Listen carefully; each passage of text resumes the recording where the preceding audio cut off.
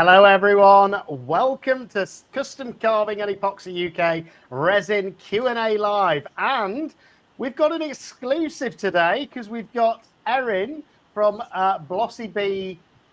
Is it TAs? Is that how you pronounce it, or is it Taz for Tasmania? Oh, just a sec. Oh, she's here. I can see her. Yeah, no, I'm here. We've got ERIN, and you're the first guest we've had on from Tasmania, so it's great to have you. And it's very early for you, isn't it? Oh, she's gone. She's gone. Hopefully she'll be back. But it's great to see everyone in chat as usual this Tuesday night. You've just got me at the minute whilst ERIN comes back into the studio, I think. We did have her briefly. Hopefully she's going to be back. But how's everyone's days been? Mine's been entertaining, to say the least. Thanks to Reggie, as per usual. So this morning, a little story for you. I let Reggie out this morning. We've got ERIN back, which is great. But I let Reggie out this morning in the garden like I normally do after I'd got back from taking him for a walk. Next thing I know, he sees a bird and he chases that bird straight through a hedge into a neighbour's garden. So this morning, all you saw for an hour was me commando crawling through a hedge to get into my neighbour's garden to rescue Reggie. So those of you that think he's cute, he's also a character. And then I got into work into Nottingham City Centre where I work. And there was a suspicious package, so I couldn't get into town. They'd cordoned everywhere off with the bomb squad, just in case it was a bomb. So very entertaining day today for me. How's your day gone, ERIN? Oh, great. Can you hear me okay? Perfect. And what time is it where you are? It's just 7 a.m. and so you'll see out my window it's just starting to get light. We've just moved from summer into autumn, but we've been having beautiful days of mid to high 20 degrees, so 30s, so it's been lovely. I'm very jealous. Although we had a nice weekend in the UK as well this weekend. That was good. But no, thank you for being with us so early as well, because obviously I appreciate it's very early for you. You're probably not normally up this early, are you? Yeah, I work, so I have to be up well and truly by now. Well, there's already been a few comments already saying that they absolutely love your content, so it's great. Oh, that's so nice. And I've got a confession. Until you reached out to me and we started talking, I didn't know who you were. I didn't know your channel, but I've since been looking at some of your videos and I absolutely love them. So brilliant.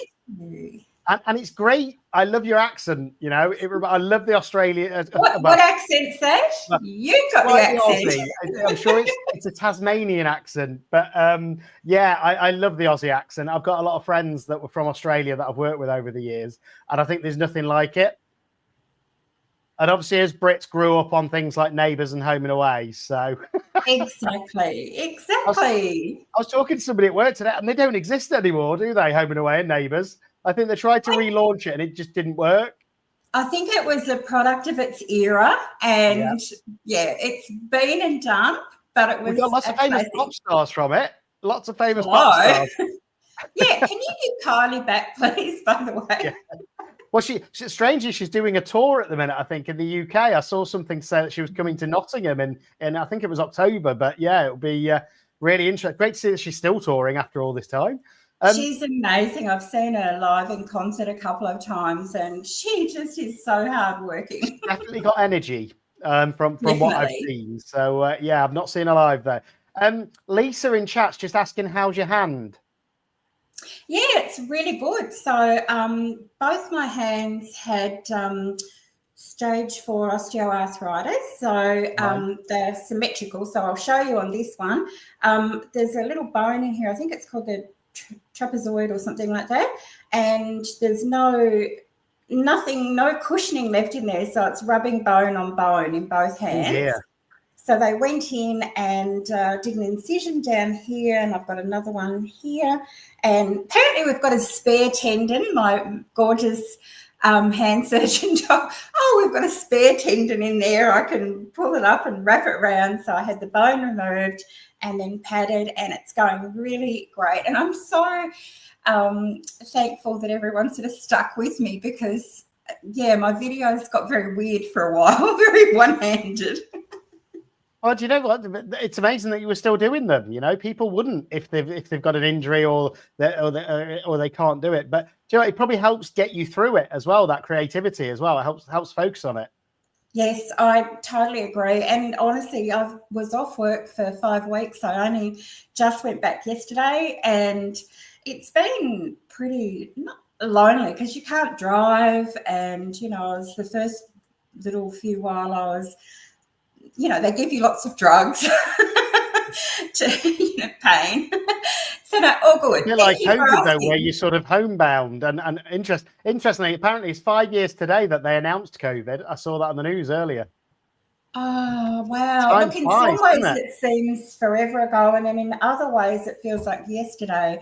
It's a strange, mysterious thing. Well, Tasmania, like everywhere else, you know, we had a pretty proactive government at the time, and we had a few little lockdowns, nothing like some of the other states in Australia, but life changed dramatically. Yeah, and it's changed forever because at school, I'm a teacher, and you only have to have a child, you know, or something, and I'm like, out of the class, go. Bye. No, if only it was like that, but no. The amount of bugs you pick up in schools. I used to work in education recruitment, and I used to recruit supply teachers. I'm sure you have them in Tasmania as well. But the amount of bugs I used to pick up from that, and obviously I've got my 2 girls as well. They'd always bring bugs back. But interestingly, I think I was more immune to those bugs as well at that point. Honestly, I think you do build up your immune system. And the thing that's changed the most at my workplace is that teachers who would soldier on and come in, you know, on death's door because we love the kids and we don't want to disrupt their education, they will now call in sick and do the right thing and stay home and look after themselves. And so it was a big wake-up call as how we treat other people when we're sick. You know, it's not just all about us anymore. It's not like, woe is me. You have to think about everyone around you. You do. And I mean, it's even like small businesses. So I work in an office with 5 other people. And a few weeks ago, I had really, really bad flu. And literally somebody brought it into the office and everybody had it all at the same time. And the impact that had on the office was huge. But it's just one of those things that you never know if it's just a tickly cough or a cold, and then all of a sudden it's some viral infection and you spread it around.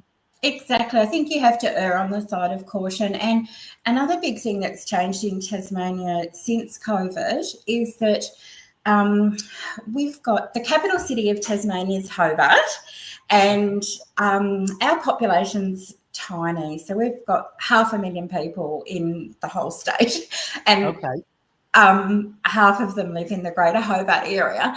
And so our hospital, the Royal Hobart Hospital, just got swamped.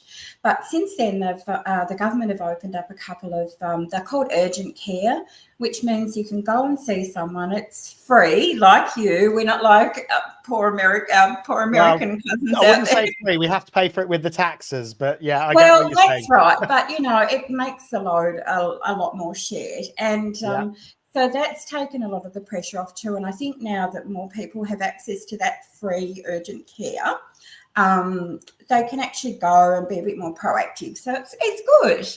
Yeah, no, definitely. I think, and don't get me wrong, I think everybody finds faults with whatever health service they use. And, because you're always going to have waiting times, no matter where you are. You're always going to have to wait for certain appointments, but it is what it is. And actually, I think sometimes you just need to reflect on countries where they don't have that and just be grateful. Gosh.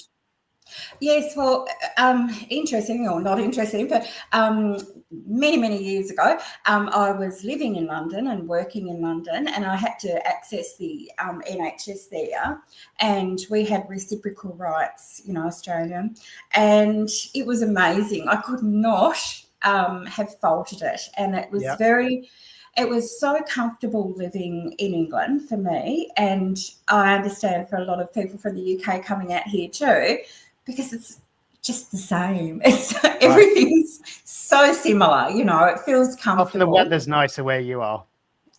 Well, interestingly, I got more sunburnt than I've ever been in Inverness, of all places. Oh, wow. One day I was on my Loch Ness hunting expedition. didn't see her, funnily enough.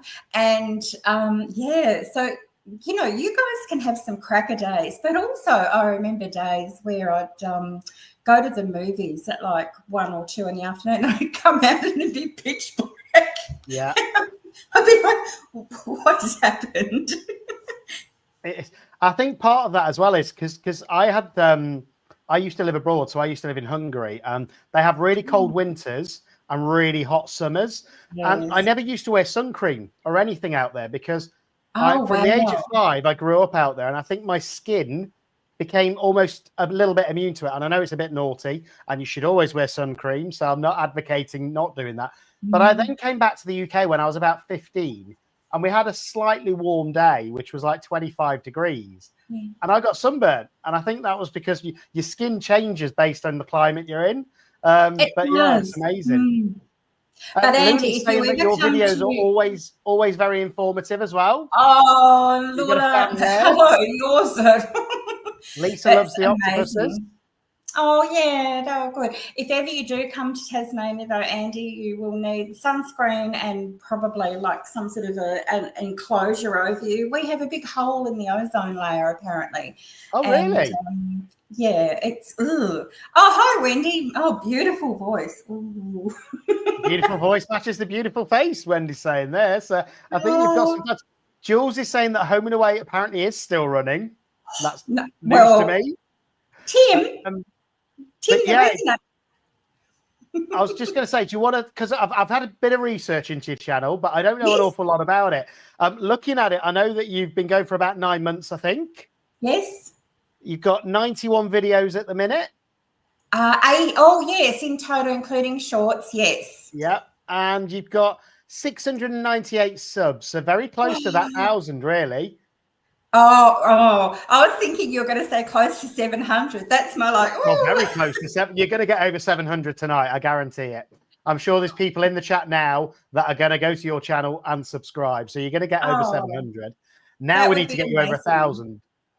1,000 would be an amazing goal to try and achieve in my first year. But, you know, if I focus too much on those things, then I lose focus on my favorite thing, which is just to do whatever I want on my channel and be whoever I am. And if people like it, they come along for the ride. And if they don't, they go elsewhere.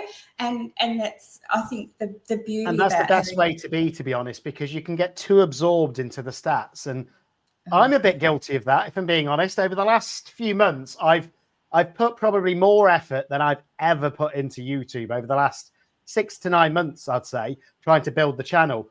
And I still look at the recent videos that I put out and think, they're only getting 200 views. What am I doing wrong? And I think that's where it can... mental capacity, you know.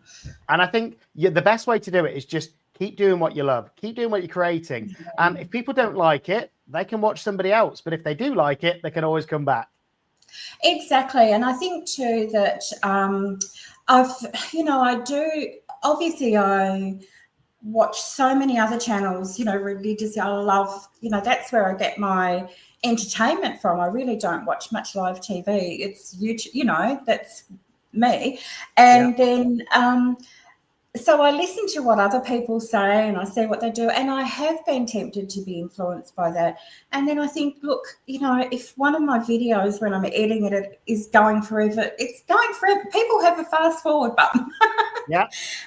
And, you know, if my if the way I'm going changes and someone doesn't like it, they can unsubscribe. I think that's the freeing part of it. And I don't want to get so bogged down in, you know, what font to have on the screen or how long for the videos to go or the tags or anything. I mean, yes, it'd be lovely if I could do all of that naturally, but I'd much rather have fun. And I think you constantly evolve anyway, naturally. So even since I've started doing resin, which is newish to me. It's probably 10 months I've been doing resin, I think, on the channel. Before that, it was always wood carving, and that was it. Yeah. And although my channel's been live for 5 years, go back and watch my first video. You will laugh. I look about 12, and it was only 5 years ago. I'll be doing that right after. Yeah, COVID actually introduced me to a beard. Strangely, before COVID, I was always cleanly shaven, but actually throughout COVID, I think we all got a bit lax, and I grew the beard, and I just prefer having a beard now. So thank you for that. That was one good thing that came out of it. But the first probably 3 years, I put on the odd video on me doing some wood carving, probably once a month, something like that, and there was no growth. It was completely flatlined, to be honest with you. And you need the consistency, is all I'll say. Yes. Yeah. Even if it's just if you can do one video every 2 weeks, make sure you stick to it. That's right. But again, I blew up a little bit when I started getting into resin. I got a lot more views, a lot more people. And to me, the great thing is for me is I'm still learning. Every day I'm still learning something new and experimenting. And that's why I don't think I'll ever get bored of resin. And it's like this week, I've been playing around with things like the Larimer effects and seeing if I can get a different. Oh, no. Now, Julie cuts is like that, pouring your heart out. Larimer effect. I've got the wrong resin for it. I've only got medium viscosity at the minute, and I think that's where I'm going wrong. But I've still managed to get some really cool upside down Larimer effects on the other side. Isn't that great? So, these are now upside down Larimer effect coasters, and I absolutely love them. So can you believe you made that? Yeah, that's the thing, and that's what I love about resin. When you demold, often your mistakes, because if you look at the other side, that is not what you're looking for from Larimer effect. But this side, they look stunning. I know. It's something that's new. So there we go. It's the upside down Larimer effect, I'm going to call it. I think you've started a craze. Yeah. Tell me about your favorite piece then, what you've done so far. So I've got one behind me. Which this one? I did this bowl a week or two ago, and it's the largest thing I've cast. And is that a 24-ounce bowl? Oh, I don't know ounces or anything. I'm sorry, but it's just so pretty, and I just look at it and I think I would buy that. If I went into a shop and saw that, I'd be like, "You're coming home with me." Definitely. Well, that's the thing. Every piece you make is unique, and that's what I love about it.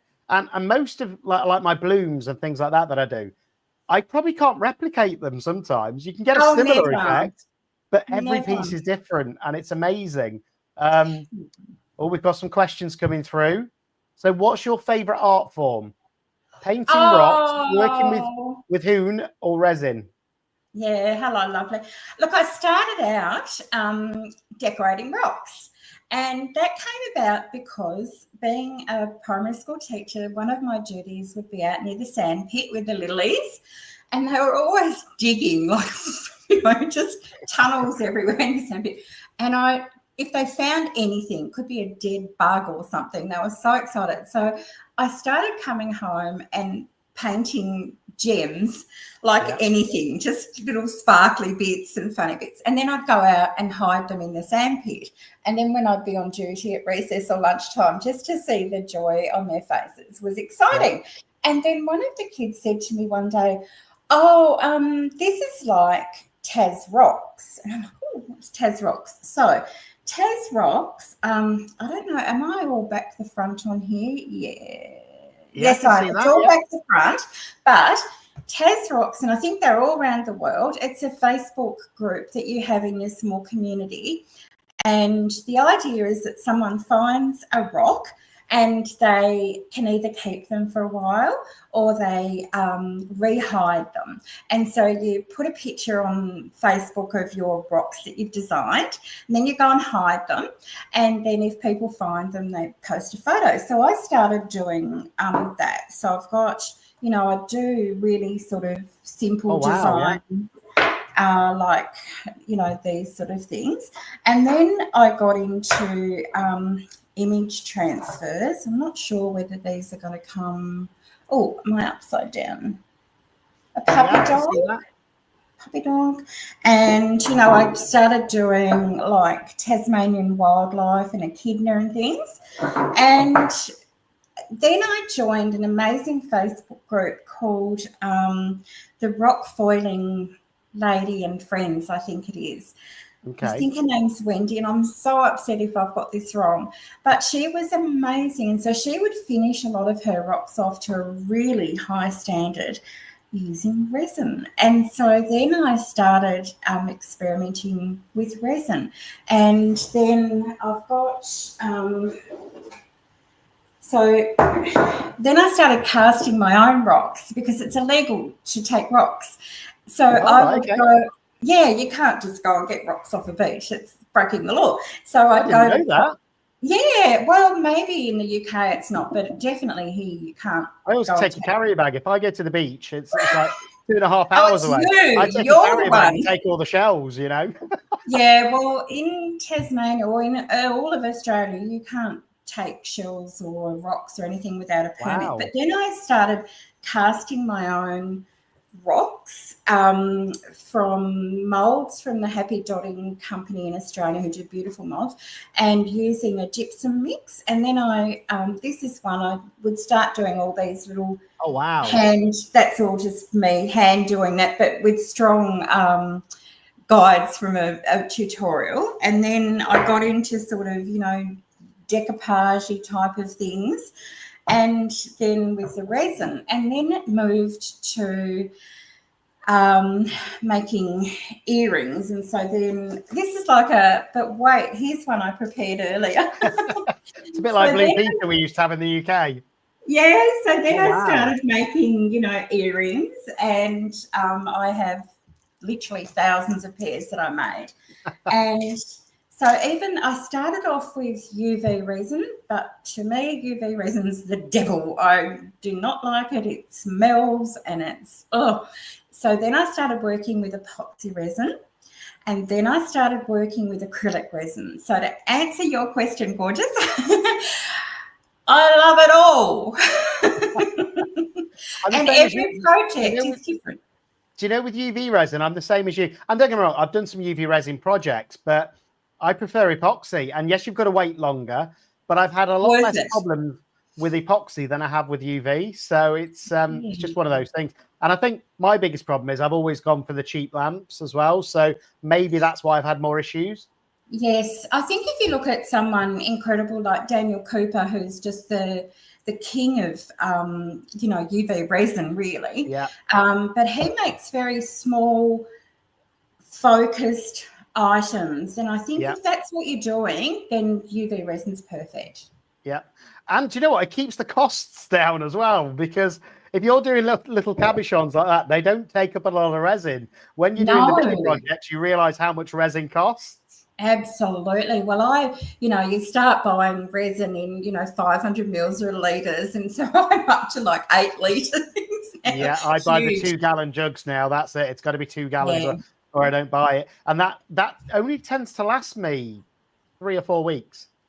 Yeah, I don't want to ever be, I'm very privileged that I can work and I can do this as a hobby. I don't sell any of my things really, because I totally am not good at the selling side. I don't ever feel anything's good enough or anything. I love giving them away, but I'm very lucky that I don't ever have to sort of stop and think, oh, that's a lot of resin, that's too much. You know, I'm very lucky that I've been able to buy my own products, and I know that's not the case for everyone. So every now and then I do some projects using Kmart resin, which is our discount store in Australia, because I think people on a budget, you know, you don't always start off being able to use a really good quality product, but as you grow and learn, like you know, you change and you get better products. Yeah, and I think that's one of the biggest things to people coming into the hobby as well, is most people start off with a starter kit from Temu or something like that. Let's be honest, it costs you about $20 or whatever it is, wherever you are in the world. And sometimes they don't work, and they don't realize that that's because of the quality of that resin. That's 9 times out of 10. And actually, if you tried the same experiment with a slightly better quality resin, you'd probably get the effect you wanted. And I think it's a shame, because I think at the start of the journey, everybody does that. And that's why we lose a lot of people, I think, at the start, because the products that they use aren't the best products.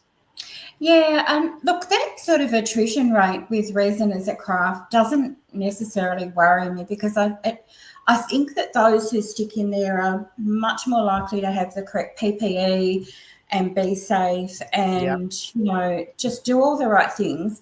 Whereas people who buy kits and just get started, like in Australia, you know, we've got resin kits that are marketed for kids. I'm just horrified. And, you know, the idea is that, you know, on the weekend, you know, you sit down and make all these things, and I'm like, you know, that just worries me. Just, you know. Where does it say make sure you're doing it in a well-ventilated space? Where does it say wear a respirator, wear gloves? You know, it is scary. But again, I don't think it's mandatory, and I think it should be with things like resin. The hazards should be on there, and they're not always. No, and I think it's sort of irresponsible once you get to a certain stage with the craft. Like if you're going, like I've done a couple of markets and things like that, and you know, people come along and they go, oh, you know, I could make that, and I'm like, yes, you could, but you know, you're going to have to come up with a couple of $1,000 worth of, you know, all your equipment, materials, pigments, colouring, you know, your silicone measuring tools, safety equipment. And the knowledge, you know, that's the thing. It takes and the failures. You know, I love so many failures. It's like even those Larimer coasters, even though I've come out with that cool effect, they're still failures at the end of the day. And it's probably going to take me another 4 or 5 attempts to actually get the effect I want. And that's what people don't realize. You've got it. Yeah. Well, it's something new, which is something I always strive for. So just a couple more questions then. Where did your channel name come from? Oh, that's a sharing thing. Okay, so this I take if I'm ever going anywhere. Now, can you see a gorgeous dog? I can, yeah. Okay, I'm sorry, it's all back the front. This is a beautiful dog called Blossom, and I used to foster dogs through Brightside Farm Sanctuary, and we ended up having 15 in total, and Blossie was one of them. And she came into our lives as just a very timid, she'd had really, really bad experience. And she just literally blossomed with us.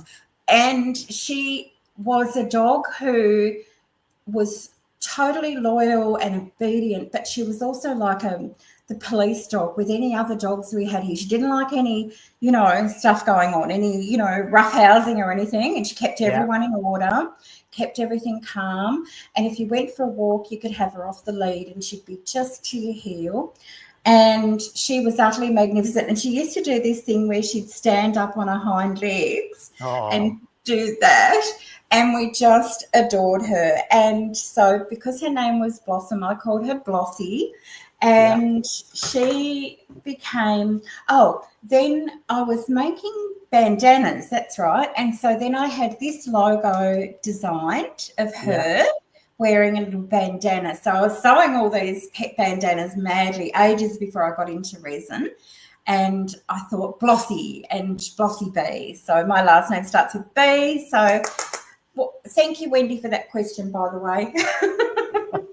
That's where it came from. It's great that's where it's stemmed from as well. And you know what? Hopefully your channel grows forever, and Blossie B will always be remembered by that as well. Yeah, and it's such a privilege because I'm also able to do lots of makes where I donate them to places like the Dogs Home or the 10 Lives Cat Centre or the Women's Refuge or different charities.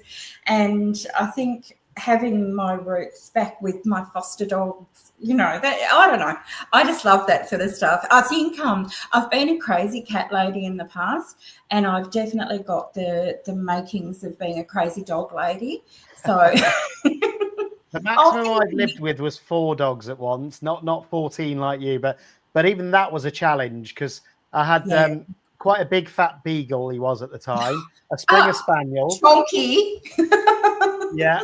I had a Springer Spaniel, a Jack Russell, and a Cocker Spaniel all at the same time, and it was a lot of work. And when one wasn't going crazy, the other one was. So Yeah.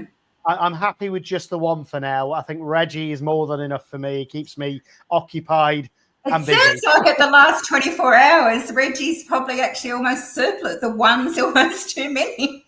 Yeah. And don't get me wrong, I was fuming this morning, but he just looks at you all sad, and then you're like, okay, it's fine. Yeah, he does, bless him. So everyone's saying how pretty that bowl was as well. So that is so lovely of you all. Like that. And I think yeah, you're going to get a new subscriber at least, because Ali's saying that she's looking forward to seeing your videos. $6.99. Yeah, everyone's just saying how beautiful the bowl is. Did you do a video on that? Yes, I did a video. It was a really popular video. It was only a few back, and it was temporary tattoos, and it was when I was one-handed putting it was a whole process, but it just ended up magical. So I've made another bowl, the one with the lemons in it behind me, which is out of acrylic resin. That's why I love using both. Acrylic resin yet? Is that a different type then altogether? It's just the eco casting powder. So eco resin, yeah. So the acrylic or eco casting powder, same mold, completely different feel, and much more earthy texture. And I love pouring the same mold with different product, just to see what you can do with it, because some things look great. I actually mixed EcoPort and resin into one piece at the same time once, and that was interesting. It came out well on one piece, but not on another. So it worked well with a seal that I did randomly. But then I did it in a beer mold, and everybody calls him Meth Bear now because he's not. I've seen Meth Bear quite a few times, and I adore him. The thing with me was I was trying to make trinket trays out of the eco, and then finishing them off with the resin, and they almost always delaminate. They just pull apart. I watch other channels do it, and I think, I think if you gave that a wiggle and a diggle, it probably. I think it depends on the EcoPore or the acrylic resin, as you call it, that you use. I've seen lots of different videos where they've done it. I've done it with different ones as well. Now, some will bond with the resin. And yes, the bonding is what you need. Others don't. So again, it's just, and I think it's the different chemicals in them. Absolutely. But I wouldn't, if anyone's thinking of doing it, like Tracy's got an amazing video she did recently where she had a whole Tracy's just joined, so she knows. So she had a make that delaminated the resin from the eco pouring, and it's heartbreaking when it happens, but if you can crack that code, that's a good one. Yeah, and I think that's the thing. I've tried it. I use EcoPore from Just For You Online. I don't know if you can get it in the States, but that one seems to work well with resin, because again, I did a UV resin piece, which was a Christmas piece, and I did like a Jack Skellington design in UV resin, and then I poured in the EcoPore, and everyone was saying that won't bond, but it did. It bonded perfectly, and it's still as good as new. So I think you've just got to be careful which one, and if one doesn't work and you want to do that, try a different one. That's the thing. It's so exciting to be able to try different products and go through that process. Claire from Claire's Crafty Corner is another one who's done quite a bit of the two products together, and it's really interesting to watch and to try and do it. It's the same with the UV DTF transfers when you use those on an eco casting powder. Sometimes they're great, other times they're not. And I think that's half of the battle sometimes, is you'll watch a video from somebody creating something, and you'll have a different resin, or you'll have a different alcohol ink, or you'll have a different white for a blue, and then it won't work. And then you'll be like, oh, why hasn't it worked? I followed the steps, step by step. But sometimes it's just the ingredients. If you've got the wrong ingredients, you'll never get the effect sometimes. No, and it can also be temperature. Like I know a lot of us around the world are working in extreme temperatures, ranging from really hot down to really cold, and that can have a huge effect as well. Tracy saying that she wondered where your name came from as well, and that's very cool. Oh, thank you, Tracy. And Tracy is the person who got my first video up and running. So I was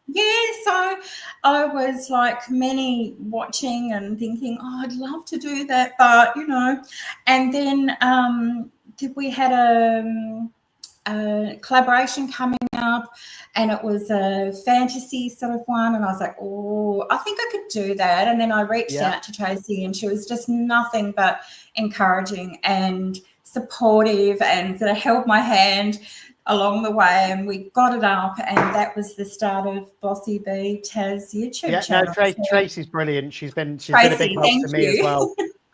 And the great thing is obviously she's probably done more videos than I have and things like that. So she can always give that advice, and she does that as well. So again, she's a brilliant part of the community. And I've just noticed you mentioned collaborations. You've just done your first Froggy Friday as well, haven't you? Well, I don't have a frog mold. So I was thinking, and then I saw your amazing interview with Wendy. Yeah. And she was saying when she sort of when it all started, that she didn't care if people crocheted things or did this and that. Oh, thank you. And I was like, okay, all right. I'm going to throw my hat into the ring with a little bit different. But why not? You can do anything, as long as it's got a slight frog relation. You can do it. I'm actually thinking about carving a wooden frog for 1 week. Wow. And see what that looks like. We'll hold you to that, and everyone listening. As soon as the weather gets a bit better. I mean, we had a nice weekend. I could have done it this weekend, but I didn't, because my wood that I store outside that I collect has to dry out before I can carve it. But I can. And if not a wooden frog, I'm thinking of doing a wooden lily pad base where I can have the frogs actually resting on. Magical. Lots of ideas, but it's just, and I don't know if you're like me, but I've always got about 100 ideas floating around in my head, and then it's which ones do I use for the video? Exactly. I think too that sometimes you need the planets to align. You need to have the mold and the pigments and the whole thing.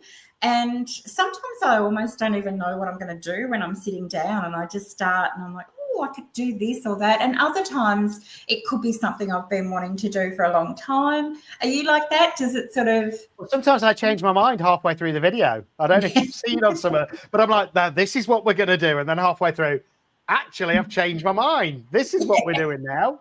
Yeah. But that's part of being creative, I think. And that's where you get some of your best projects. Yeah, and I love that. And I also love the fact that with these collaborators... Oh, thank you, Chip. This is so exciting. You see, you're probably already over 700. I'll check in a minute. I'm guessing you've gone over the 700 now. I'm so excited. I think sometimes too that when you have these collaborations come up, they actually force you outside of your comfort zone. Yeah. Particularly if it's someone like April's collaborations, with the horror goth, because that's hard. That's a hard path for me to go down, but I'm really keen to try. I'm like, oh, I could do that. And sometimes the problem is, I know they've just had the World Book Day collaboration, and I'm kicking myself because I had so many ideas, but I just didn't get time to do them because of my normal videos. Maybe you'll have to host your own again. Well, maybe. Well, I don't know if you saw the live that I did with Michelle. Yes, of course. But obviously, Don and me need to have a challenge, so we still need to get some more comments on there to see what that challenge is going to be. Yeah, I don't. I watch them crafting together sometimes. I'm like, if that was my husband, I don't know if I'd let him in the craft room with me. I think they get very competitive. And if you do want to get one that does join to the resin as well, Tracy's saying that they do export it worldwide. Thank you, Tracy. Again, it might be worth having a look at that. But if you want to do a project, what that involves, I really like it as an EcoPore, because the only thing I need to do is get some more EcoPore colorants, because every time I try normal mica or colorants, it just doesn't work because it stays white. No. We've got a company in Australia called Just Resin, and I use their ARC, which is an acronym for acrylic resin casting, and their liquid pigments are incredible. Harry and Wilma have them as well, and it changes the game. You can't look. I know some people put glitter and all sorts of things into their eco, but I like when you use the right colouring, it changes everything. So you have to get yourself. Well, again, I've been thinking about different experiments with EcoPore as well. So, because I've only done a few with it so far, and that's what I like. It's a new medium to me that I haven't done a lot with. And I even thought about what would happen if I got my resin to quite a decent temperature and tried to pour an EcoPore bloom. I don't think I've seen it happen before, but it might move in slightly. It might not. It might just sink. But this is the things that go through my head. And I think, do you know what? I've got to try it.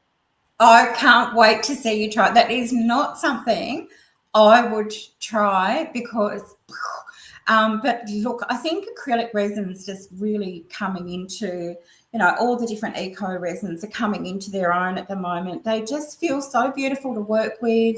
They feel a bit more environmentally friendly. It's a lovely process, and they're so jolly fast curing as well.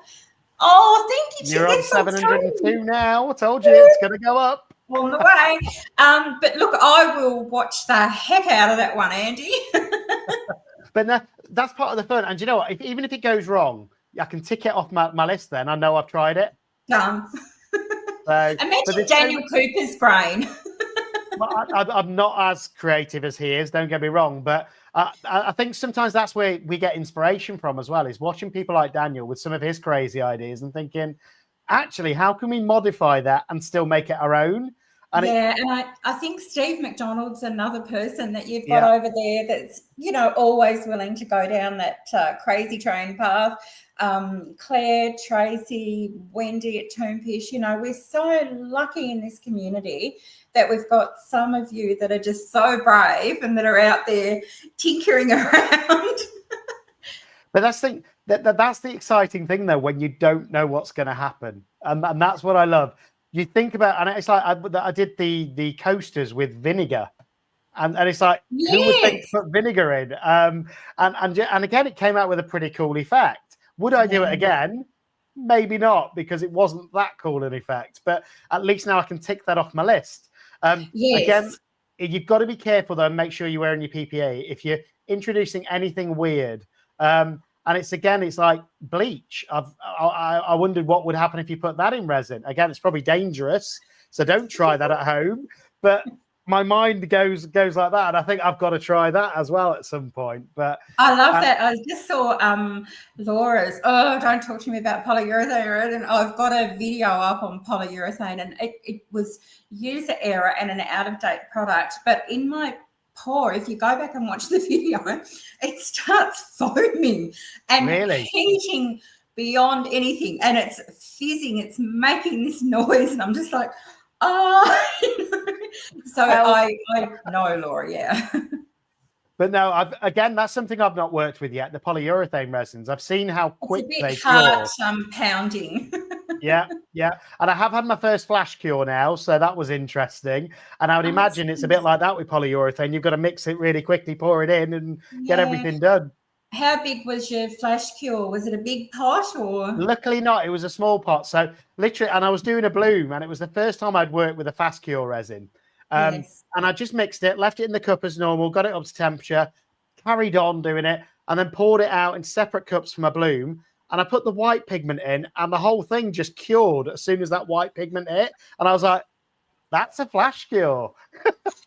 When you get them, you hear about them, and then when it happens, you can't mistake it. And it's devastating because you end up with this pot of glug, it's just... Okay.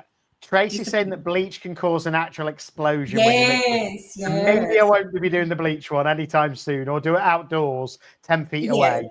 Yeah, look, bleach is, we've actually had deaths in Australia where people have mixed bleach with other products to do cleaning, because you can get that chlorine gas from it. So, Oh, yeah, good. Don't do that. Yeah, Don't do the nobody bleach. do that. Watching this video back after, I didn't say the bleach word. No.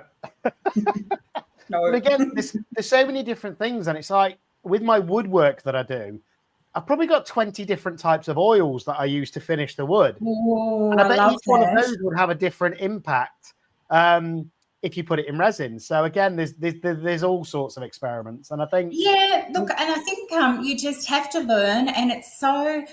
I feel so absolutely privileged that I've got all of you out there that make mistakes for me so that I don't have to go down that path.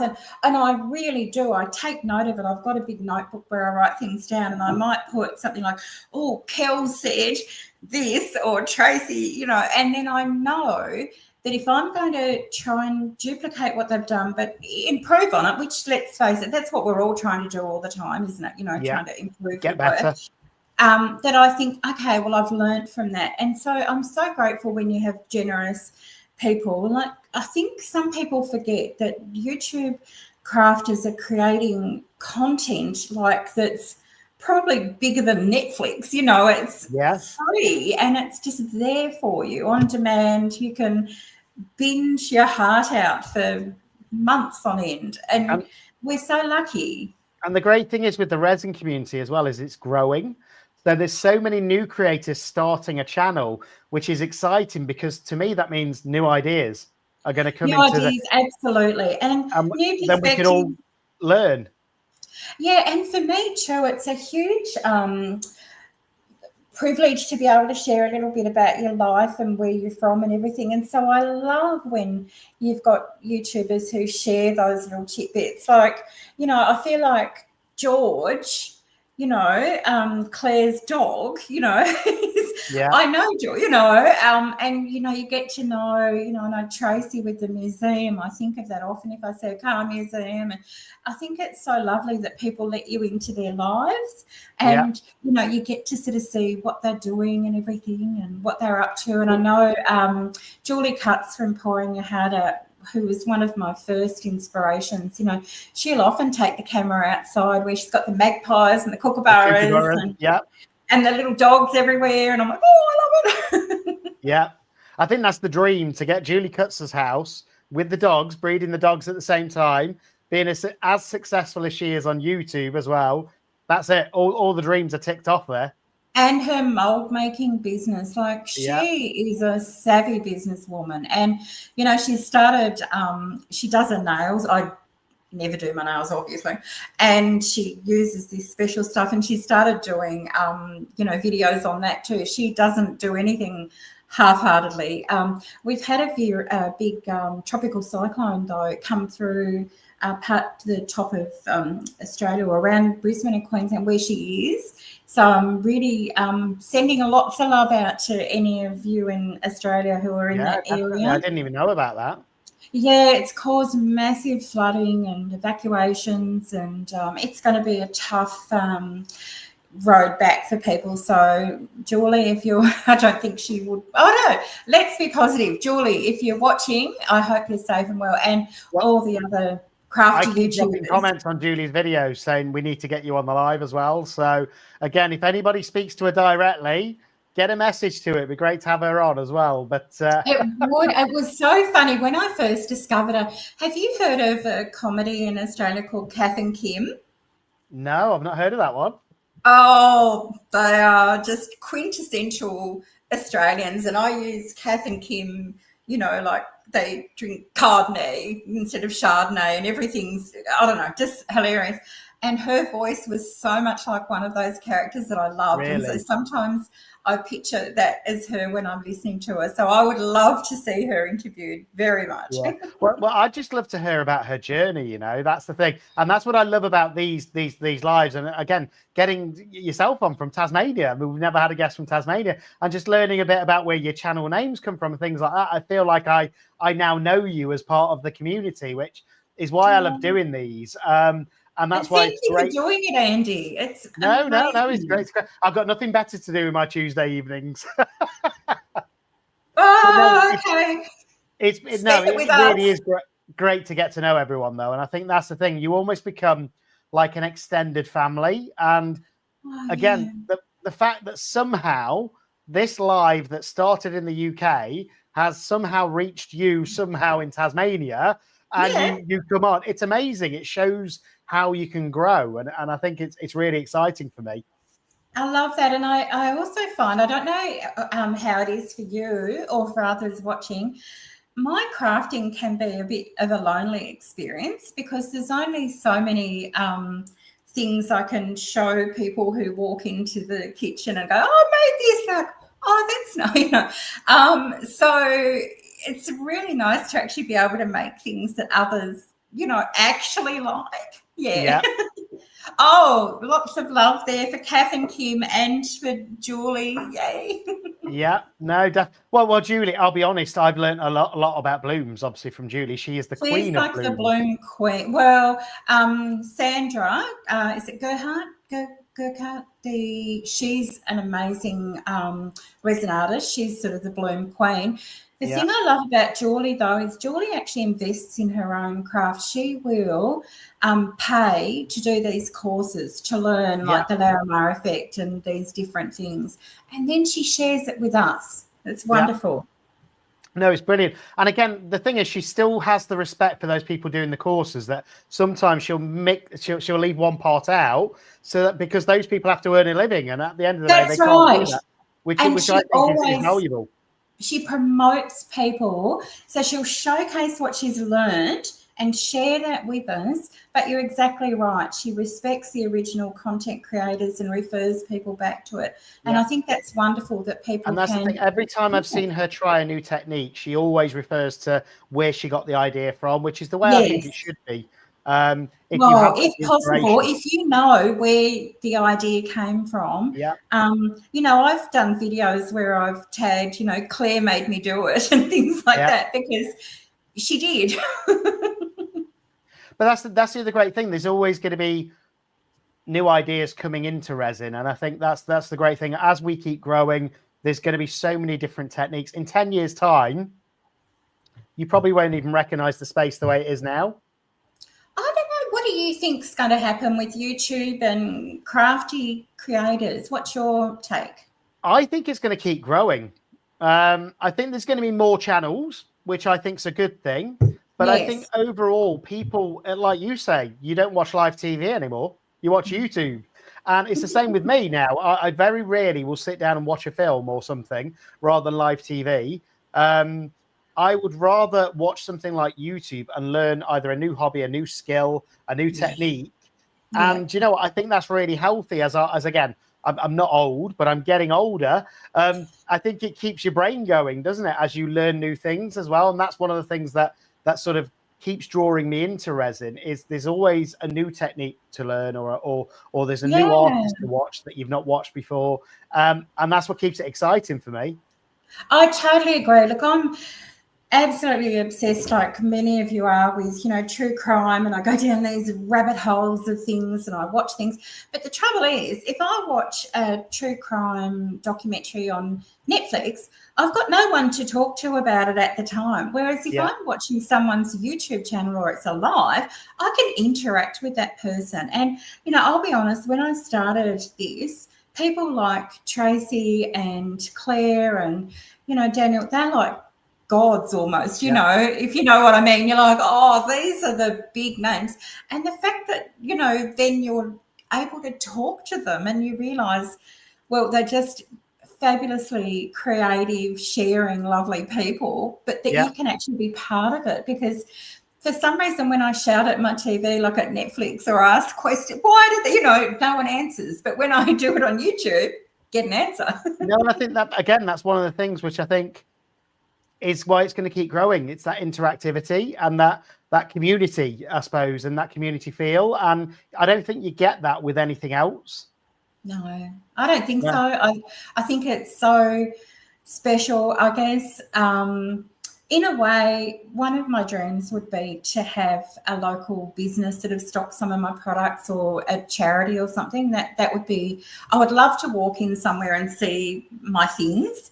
Yeah. But and I'd love to, because when you do something like a market, my girlfriend came with me, my best friend, to the market I did just before Christmas. She got so crabby with me because I forgot to sell things. I was just too busy talking to people, and if they pick something up and they'd be like, "Oh, I really like that," and I'd be like, "Oh my God, yeah. Well, when I made it, I did," and she'd be like, "Shut up. Just say it." Yeah, and I'm like, no, I don't like that part of it. I'd much rather share the enthusiasm for the item and things like that. Yeah, and I'm a bit like you. So I've probably made, I don't know, 200, 300 pieces now. Of not sold one thing yet. So I like doing it as my member giveaways, which is great because it means whoever's a member, they go into a prize draw every month. They get a piece of my art, and actually, the first one's been shipped now to America, so my art will be in America now. So that's great, and I think it's a way of sharing it. And I'd love to, a bit like you, get somewhere where maybe in a garden centre somewhere I have a corner. That would be perfect. That's I've actually approached some of the local garden centres because I've had no joy selling online. I've tried Etsy, I've tried eBay. Etsy's awful. Oh. Yeah, and I've tried Shopify lately. So I've had like 4 months of my Shopify store and still zero sales. So that tells me maybe online isn't the way to go. No, look, I know there are some YouTube people that I follow. Like I know Steve McDonald often mentions things sell like hotcakes. So he's obviously got some sort of an outlet. And I know Michelle from Glitz and Glitter, she's just full-time making, and she, sells her pieces too. So, but if you don't have that knack, it's not there. Like even photographing things, I don't know what you're like, but I can make something and it looks amazing, and then I photograph it and it looks very mediocre. Yeah. And my problem is to do all of that photographing and things like that, it takes me away from the creating. I know. And I love the creating. So that's the thing. If I had an assistant that could do all of that for me, brilliant. Yeah. But do you know what we need, Andy? We need minions. Yes. Crafting minions. But again, it's something I've thought about is again, because it wouldn't take a lot for me to once a month go to a garden centre and just arrange. It's like I've got 25 frogs in my living room at the minute. So that's a few too many. Yeah, I mean, it's just a few too many. And I know I'm going to be making a frog a week every week. So that's going to keep growing. So it's just things like that. And actually, even if I just got the money back off the resin, that would allow me to buy more resin. Yeah, I think that's the big thing. That's also another goal of mine in the long term, is to try and be able to somehow financially sustain my crafting, because it is an expensive craft, and you guys cost all of us a lot of money. You watch a video and you're like, oh, I've got to have that. We're all guilty of that all the time. And I guess too, though, it balances out with, I don't drink, I don't smoke, I don't go anywhere, I don't eat fast food, So I guess most of us in our crafting community would be like that we don't have an extravagant lifestyle in other areas, and this is our focus. Yeah. Well, but you know what? I think, again, that's still my goal ultimately, is to get the hobby to pay for itself, if that makes sense. And people don't realize, even with YouTube, you think you get monetized and all of a sudden you're going to get loads of money coming in. You don't. That's going to take years to build. And it's like that really, and again, my journey, that surprised me, is my first month I did well, but the first month I went monetized was December. And that's where advertisers throw a lot more money at channels because they want to get more adverts out there. And then January and February for me, I'm lucky if I made like 30, 40 pounds off all of my videos. And I'm like, is it worth it? But I just enjoy doing it. And it's not for the monetary side of things, but I'm hoping to get to a point where it can pay for itself and I'm not having to, I suppose, spend my spare cash, and then the money I make off the channel, I can reinvest into the channel. I think it's that reinvesting. And someone asked me this the other day, was I really hanging out for monetization? And of course, it would be an amazing long-term goal, but I know the reality is that's not going to replace my work or anything. But I do watch some of you who have sponsored videos. Like if I could go on Nicole, you know, all these beautiful molds and things that I just can't afford. I literally, like, I've bought a couple of Julie Cuts' molds, but you know, we all know how expensive they are because they're worth every cent. And they're quality molds, so they are. And you know, that is a goal of mine, to try and invest in more quality molds. I guess I love getting my team orders from time to time, but a part of me dies inside every time because I'm like, oh, this is not the ethics of what I want to be supporting. You know, this is not the path I want to go down. I would love to be able to get to a level in my crafting where, you know, a couple of reputable companies might go, ERIN, would you like to try out this or that? And I'll be like, yes, I would. One question for you. Have you reached out to any? No, not really. I've the supplier I get the beautiful River Art resin from in Australia, he's a really lovely guy, and he has sent me a couple of little things to try. No, I haven't really. My advice to you is, do you know what? With your channel, you've got quite a few videos on there now. Yeah. Reach out to a few suppliers and just say, look, I just wondered if you'd like to donate a mold to the channel that I can feature in a video. Yeah. Some will probably say yes. You'll be surprised. Oh, look, I will. I'll do that. I think, you know, I should do that. I also want to make sure, though, too, that I'm supporting, like when I buy a mold from Julie Cuts, for example, I know that that's going to an Australian small business, and I'm really, you know, I love that. So no, you're right, I will. 700, we're going up. So there you go. You've gone up 6 already in the space of an hour. That's so exciting. That's before everybody comes back and watches the replays. So true. Yeah, that's amazing. Thank you, Andy. That's so wonderful. You're more than welcome. That's what this is for. It's as well as to sort of get to know people. It's to help you grow your channel, because I don't mean it offensively, I didn't know who you were until you reached out. Now I do. Now I do. I'm going to watch your videos, and that's part of the trouble with YouTube, is because there's so many creators. They're hard to find, people that you don't already know, because you're already getting all of those videos coming through because you've subscribed. Yes, And before you know it, you've got too many videos that you can possibly watch, and then you stop looking for new channels. But actually, it's great to get some new content from new creators as well. It is, and I know that I'm very aware that I'm sort of an acquired taste. I get a bit carried away when I do my facts and things. Like that's part of my neurodivergence, and I go down these rabbit holes and I get so excited. And you know, as I said though earlier, I don't care if I'm not your cup of tea. Turn me off. Say no, you know, don't subscribe, unsubscribe, whatever, move on. But then I get amazing people might say, oh, I didn't know that about wombats, or I didn't know that about human pine, or I didn't know that about octopuses. And I'm like, oh, I love that, because we all want to keep learning, not only in our craft, but I'm incredibly interested in the world around us, in politics and, you know, animal kingdom and space, and how exciting when you can share things like that. And I don't want to ever stop learning. Like, you know, I'm heading towards 60 now, and I'm like, I don't want to, you know, stop learning. I want to keep going. Well, I can't remember who said it, but there was a famous quote saying, the day you stop learning is the day you die, which I kind of agree with. And, I love to, again, I'll be honest, I don't tend to read that much, but where I tend to learn is YouTube, and it's learning different. It's like 12 months ago, I look back, I knew nothing about resin. And now I know all of these different techniques in my head. I know all of these different micas. Again, my YouTube hopefully has got better over that period of time. And again, that's all learning as well, is how to edit videos in the best way, which microphones my goodness, best. Yes. Lighting. And I think so generous of our community that there's no sense of this, I'm not going to tell you how to do that, because then I'll be competing with you. I don't see any sense of that in our community. None at all. None. No. Well, with this, do you know what? I don't think any of us compete. We're all, I think we all work together. And the bigger the resin community gets as a whole, the more views we all get, is the way I look at it. And the more people we can bring into it, the better.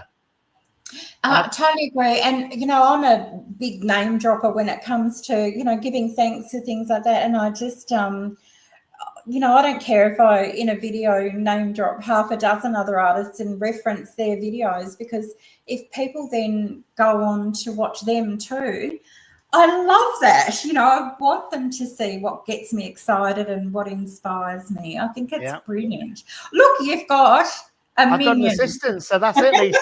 I'm going to ship all of my art to you. You can list it all and then just send me the profits. Win-win.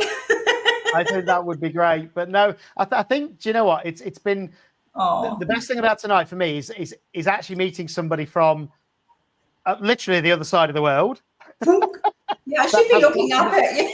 That has got to know the same community that I'm part of as well. It's absolutely brilliant. And the fact that you have the same interests as I do and you're 24 hours flight away, it's amazing. And it just shows that us creatives are all into pretty much the same things. I would love to see you do something with an echidna and a platypus.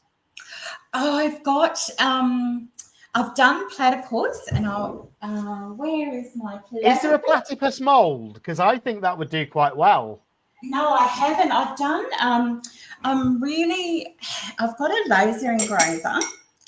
Can you see the platypus? Oh wow, yeah, that's really cool. And so sometimes, I'm doing things like I did the lemon board behind me, but I'm also doing, this is my practice hat.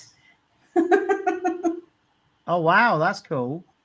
Yeah, so I'm doing laser engraving on things like that now, and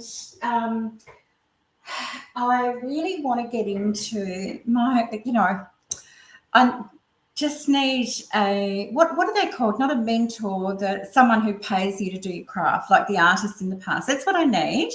Yeah. And I need someone to say, Erin, here's a 3D printer, and you can 3D print, yes, a platypus, an echidna, whatever I want, and do the molds. I would love to do that.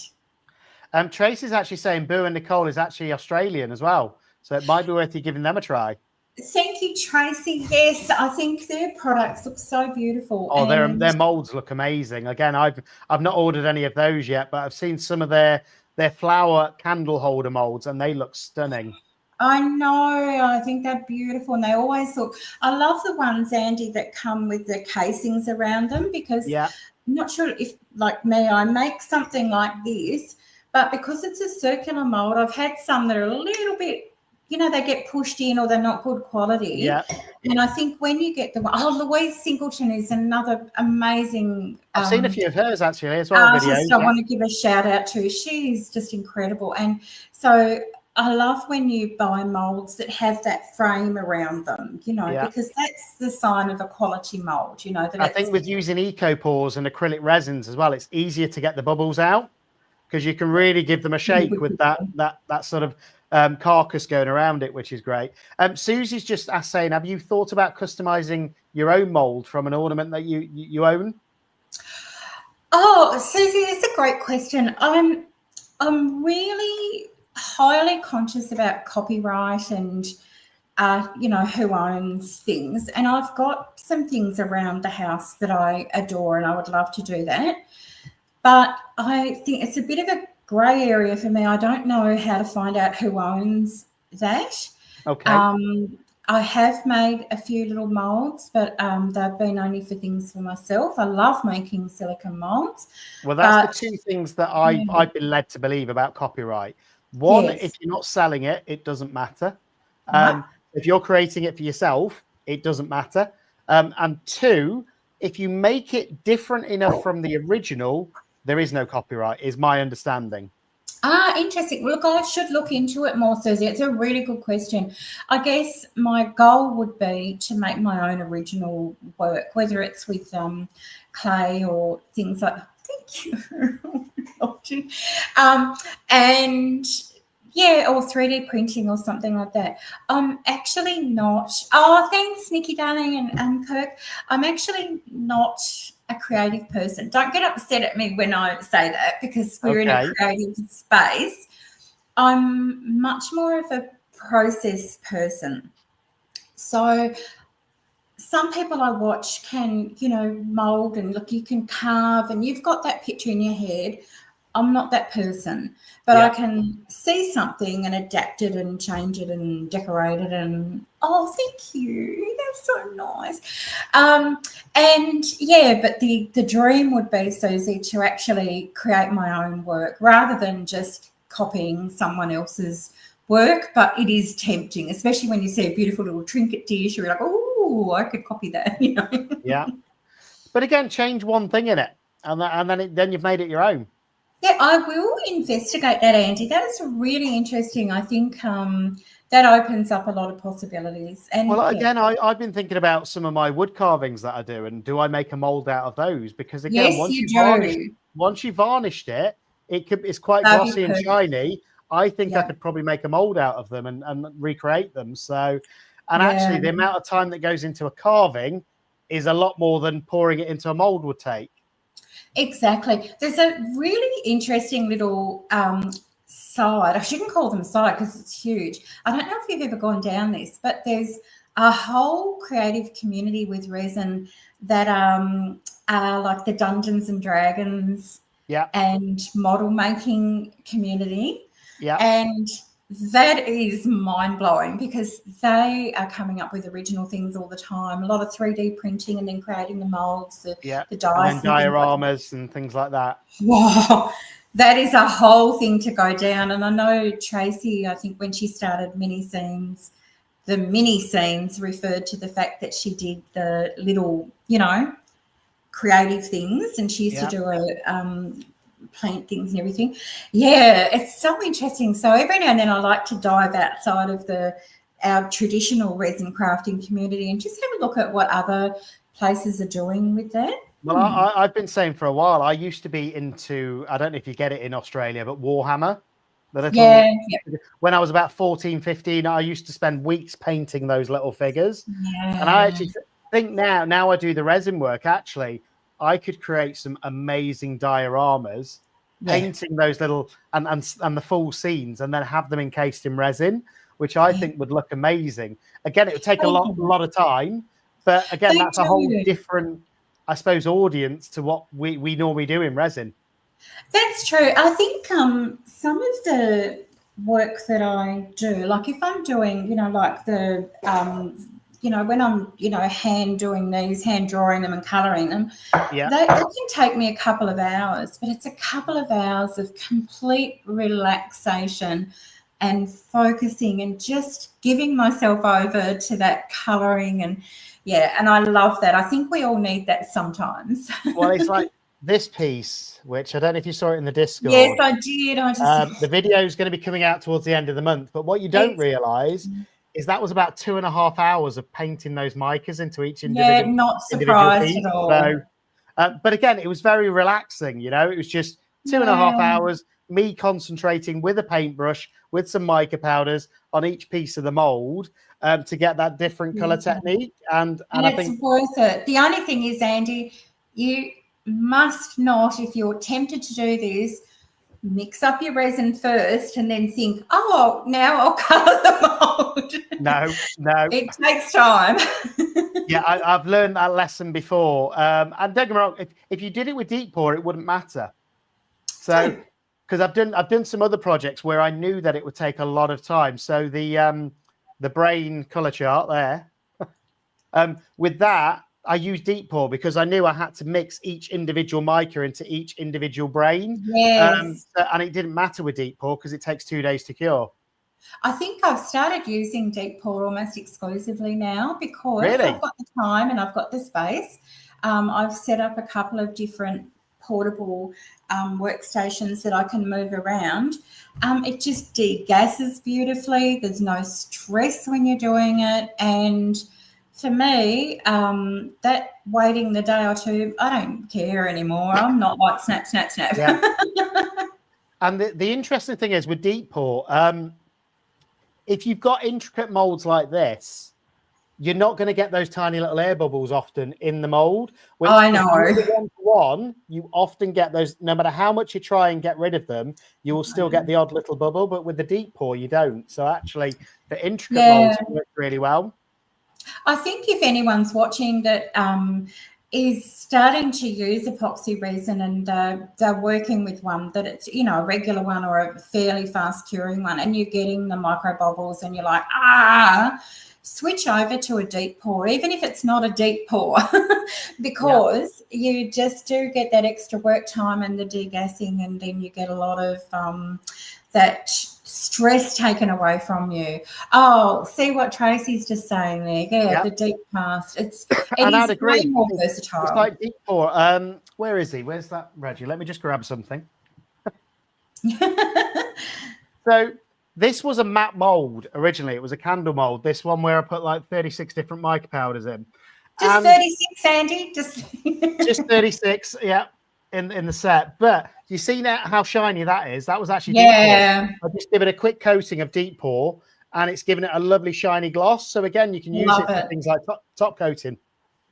I love that. Actually, I've just purchased from Harry and Wilma in Australia some turning resin. Have you used turning resin before? Is that the stuff that cures really quickly? It's very thick. It's a 1-to-1. It's for when you put something on a tumbler. I think it's for mainly tumblers, but I know Apex do a quantum one like that. Yeah. So I'm really looking forward to having a go with that too, to put on with my hands onto objects, just like you've done with a matte mold, to give it that gloss. Because if you're not careful and you use a normal resin, you get it all pooling underneath and gross. And it takes a bit. I mean, I'll be honest, he's still got a couple of drips that I haven't sanded off the bottom, but I love him. He's perfect. Fine. But no, again, there's that many different mediums that you can use with resin as well. So I think that's one of the things that excites me. I've just got a acrylic marker set through as well, and actually I can paint onto my molds, I can paint onto the resin, I can paint onto EcoPore. And again, that's a new dimension to my resin work now, which I had never had before. I think I always think of Steve McDonald as the king of those things. He just doesn't care what he tries. He'll put anything on the mold to see if it'll stick and everything. And I love that about it. And you know, I love working with Posca pens. That's what I do all of my rock art with. Posca pens are my, you know, chef's kiss of pens.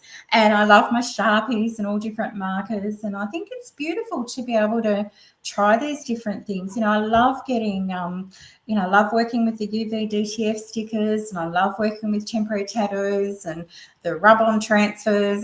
You know, there's nothing I won't try. I love it all. He is colourblind, Lola. I've seen that on one of his videos, actually. And again, Steve's another one that I've reached out to, because obviously he's UK based. So I've reached out, I've done a few of his videos to try and get him on the channel as well, because I think he'd be really entertaining to learn about his journey as well. Yeah, I mean, he might just sit quietly and not talk at all. He's so personable to watch. And he's also got another channel, which is just his sort of arts and crafts channel too, and that one is so worth watching. The things you can make with a cardboard box. I can imagine. So we've gone well over the hour already. Okay. Sorry, and I'm having a bit of a coughing fit. But is there any final questions from anybody in chat before we go? I'm going to give you guys a few more minutes just to put any questions in there so that we can ask Erin any more questions we might have thought of. I did see a question earlier just about my thumb recovery, and thank you very much for asking that. I know there's quite a few people in this community who are developing arthritis, osteoarthritis, rheumatoid arthritis in the hands and carpal tunnel, things like that. So I'm really happy if you want to reach out to me about any more information about physiotherapy for hands and things like that. But I wear this for another week or two just for support. I get this hand done in December, and I started driving yesterday and back at work yesterday, And as far as I'm concerned, look, I'll take it off and I'll show you. It's not gross or anything. It's just a cut down through there, and then one there. And my hand just looks swollen and alien and very strange. But it's like I can't grip or anything like that. So, but that's every day that gets better. This one is terrible too, but the operation will hopefully. I love a scar. Oh yeah, like I've got all the scars, baby.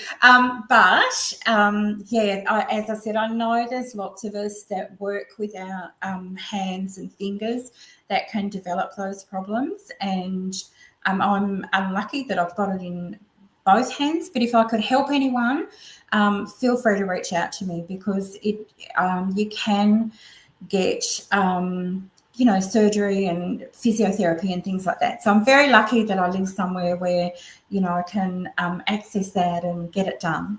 Yeah. Lula's saying she'd be saying that a shark bit her if she had a scar.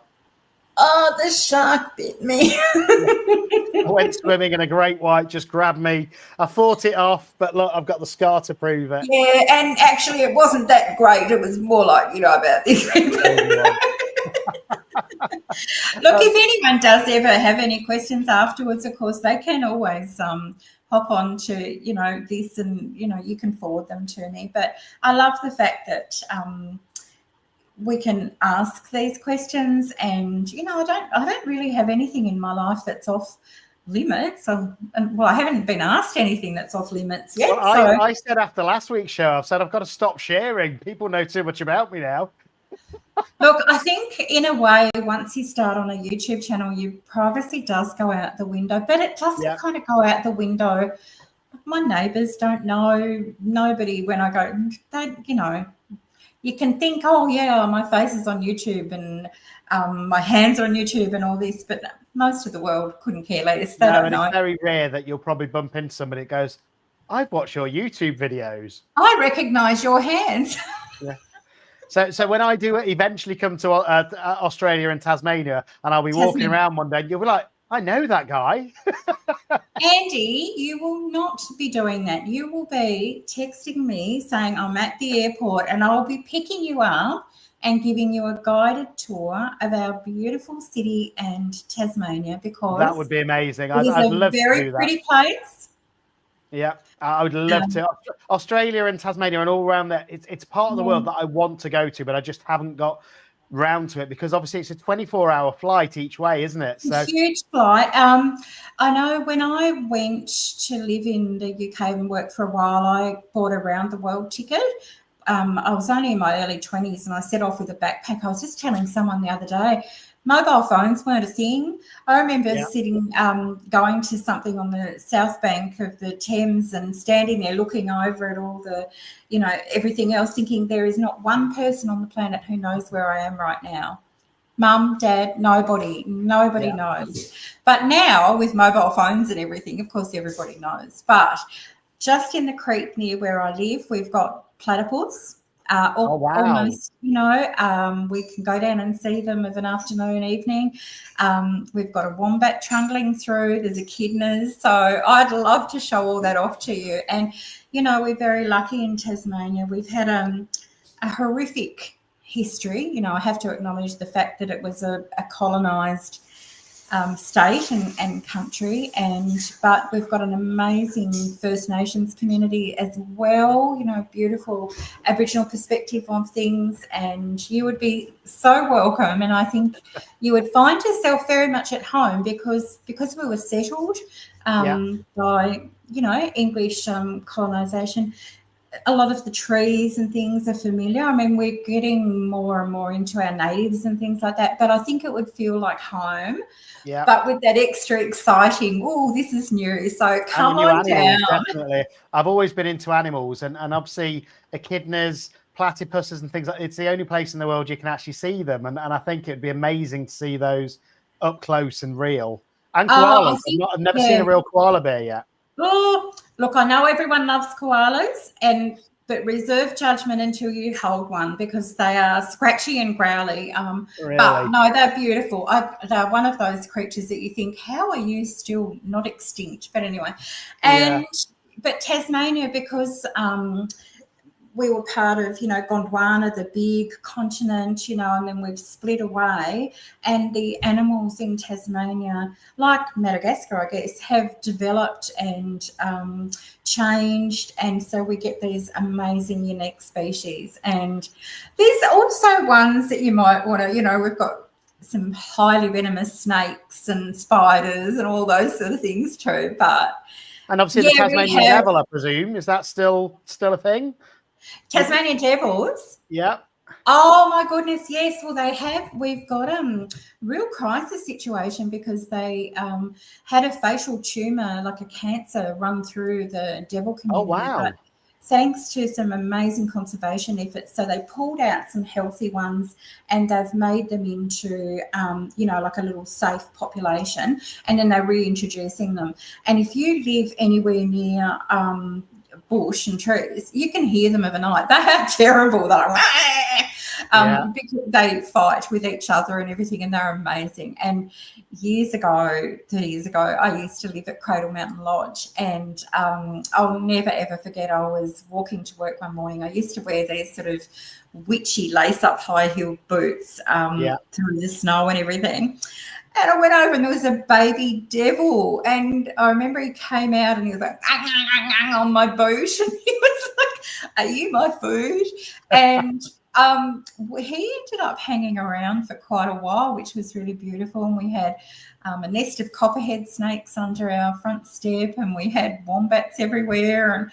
And so there's wildlife all around. And it's which is amazing. And again, even if you look for it, it's everywhere, wildlife. And it's like I live in wherever you go, a suburb. But again, if I go outside in my garden, and I'm fortunate to have a decent sized garden, but I can hear foxes at night, I can hear owls at night, I see hedgehogs scurrying around and things like that. Which I suppose I'd love to see a bit like an echidna, but it's a distant relative somehow.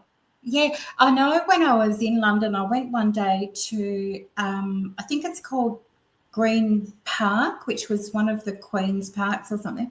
Right. And it was just beautiful. And then this squirrel came out of nowhere. And of course, I've never seen a squirrel before. And they're such animated little things with their floofy tail, which is just crazy beautiful. And I'm just stuck there and I'm looking around and I'm like, hey, is anyone else looking at this? And no one was, because they're so used to them. And I'm like, squirrel.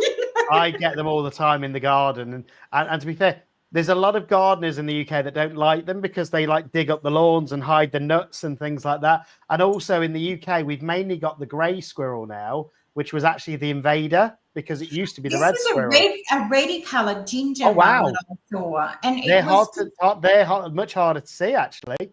Well, then I scored big time. But look, I know if you're an animal lover, even just seeing a cat or a dog somewhere, like where I live, there's a beautiful walking track, and I've got 2 little dogs. We don't really take them out walking because they sort of self-exercise, but no dog person ever has said, no, you can't admire my dog, because I'm always like, oh, can I say hello? Is it all right if I say hello? Yeah.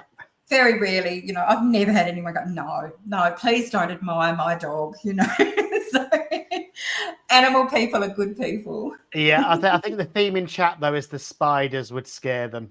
Look, the thing is the huntsmen, which are the ones that they're like that, and that you'll just be laying in bed and then you look up and they're just there. Oh, God. I've actually had a funny thing happened years ago. We lived in a bush property and I had a workman come to the house to do a quote, and he arrived and then he didn't get out of the car. And I'm like, hello, what's going on? So I walk out and he's like, I can't get out. And I'm like, I can't get out. And I'm like, what? And he goes, spider. There was and I'm like, oh, for goodness sake. And then afterwards he's like, oh, did I really do that? But again, it'd be amazing to see them, though. Even the spiders, the scarier ones, I think, just one day. So who knows? Over the next couple of years, that might happen. It might be a CCUK Tasmania tour. Andy, I would love that so much. And I think that I'm so grateful to you for having me on today and for giving us all the time and space to meet each other. And if I can tell anyone about Tasmania, that makes me just so happy, because we're just this little dot at the end of Australia that often people forget. And so I'm very grateful to you for having this Tasmanian on. No, I'm grateful for you coming on the channel. And like I say, if anybody's watching this back as well, and you've got a channel, you want to come on, just send me a message. It's as simple as that. There's an email in every description. There's an email address. You can email me on that, and we'll get you on one week. At the minute, we're pretty much fully booked for March, which is great. But I need to work on April. So again, let me know out there if you want to come on. It's just a chat, as you've seen, and it's just to find out more about you and your channel wherever you are in the world. Again, it'd be great to get somebody mentioned Petra earlier on as well. Petra Gerhardt's amazing. It would be great to get her on as well. I think she's in the Netherlands. Yes, yeah. Louise Singleton, Steve McDonald. There's all these Julie Cuts. Yeah, and I'm not bleeding. I'm not sweating. Andy hasn't tortured me. I think I'm going to be alive and well. So I can highly recommend it.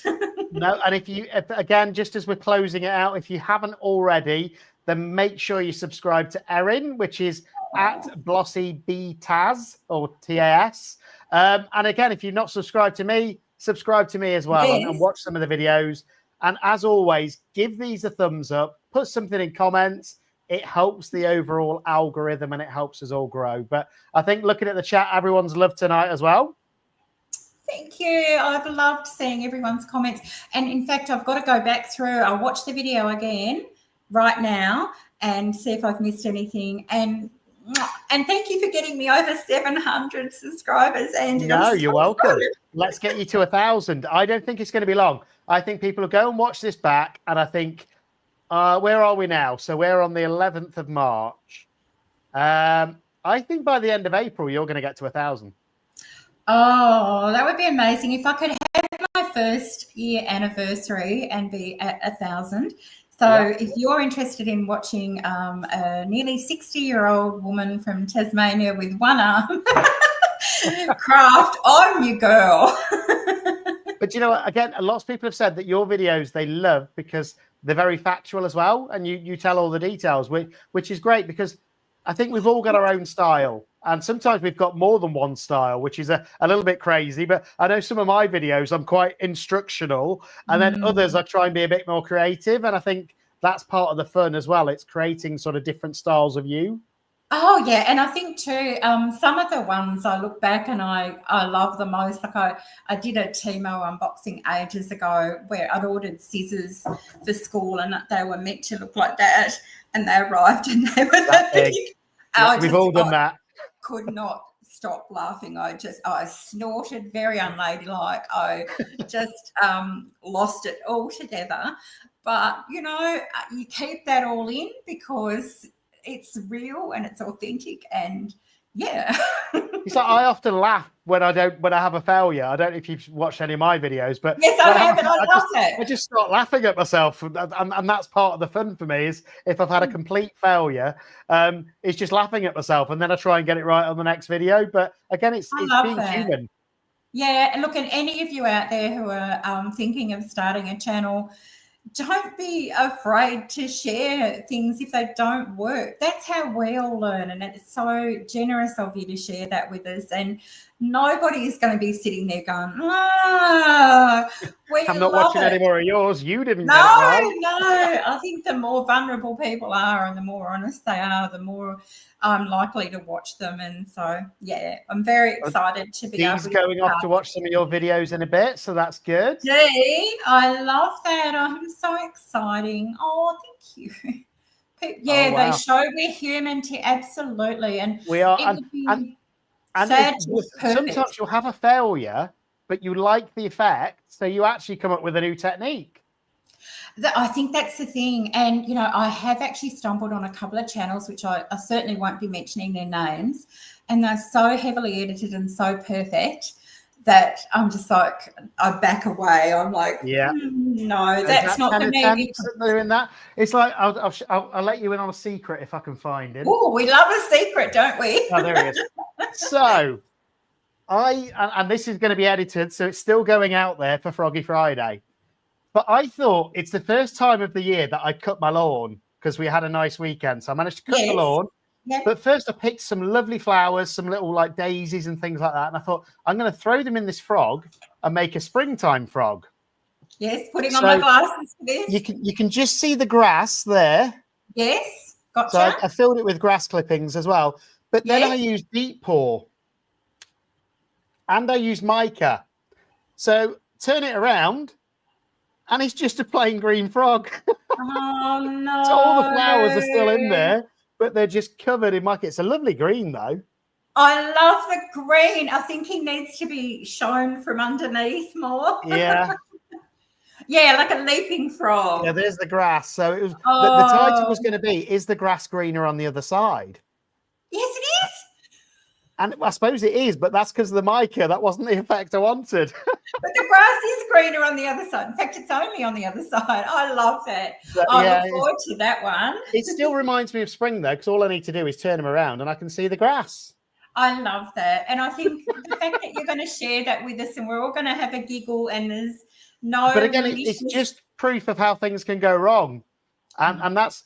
And I was annoyed when I demolded because I'd spent like half an hour putting these flowers in perfectly around there so that they look amazing. And then I just went and poured in the deep pour with the mica. And then I thought to myself, that's not going to work. And then when I demolded, I've got a beautiful plain green frog. Well, we'll giggle along with you and learn with you. And if we were going to repeat that, what would we do differently? You would probably do it in 2 layers for a start. So you'd do the flowers first. Let that cure up a bit, then pour in the rest of the frog. Yeah. Or use a 1-to-1 because sometimes I've used a 1-to-1 and got away with it, where I've put stuff in, done a 1-to-1, left it for a bit, and then topped it back up. But yeah, it was an interesting experiment. I love it. Can't wait to see it. Froggy Friday all the way. Yeah, definitely. But no, it's been brilliant having you on. And Thanks, as I say, to everybody, make sure you subscribe, obviously, to both channels. And we're here the same time every week, 8 p.m. UK time, 3 p.m. EST time, 7 a.m. Tasmania time. We're going to have to start adding that in now. But no, it's been brilliant having you. And I'll see you all later. Thank you. Bye, everyone. Thanks a lot. Bye-bye. It's been great having you on.